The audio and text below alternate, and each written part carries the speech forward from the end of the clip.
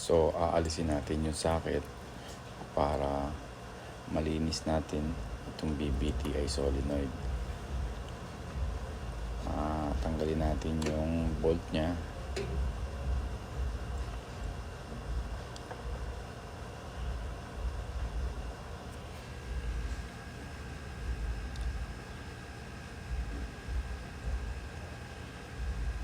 After natin maalis yung bolt, pihitin lang natin yung solenoid at pull. Ayan. Yan yung exhaust side.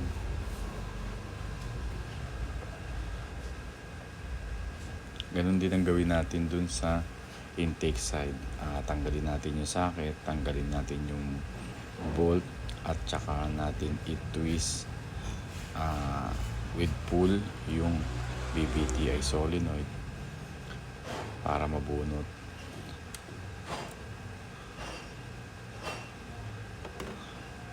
Dahan-dahanin lang natin at ingatan natin para yung o-ring niya ay hindi masira.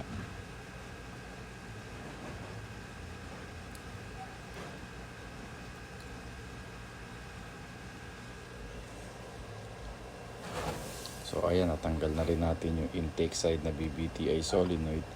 At ngayon ibabalik natin after inspection at nakita natin na malinis pa dahil low mileage naman itong kotse na to.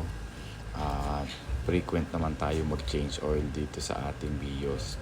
So hindi siya umaabot ng 5,000 kilometers na change oil na natin siya. So ganun din sa kung paano natin siya tinanggal, i-reverse order lang natin, maibabalik na natin siya ng maayos. Higpitan lang natin mabuti yung mga bolts at ikabit natin yung socket.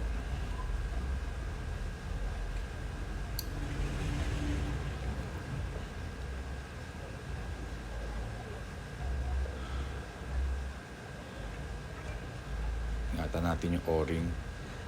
Yan, dahan-dahan lang. So pag naitapat na natin, ilagay natin yung bolt.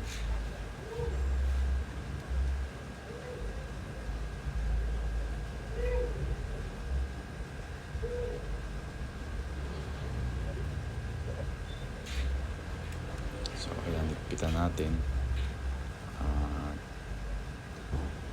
I-double check natin ang higpit na sigurado siya na hindi siya matatanggal or hindi naman sobrang higpit. Kabit natin yung socket at okay na yan, pwede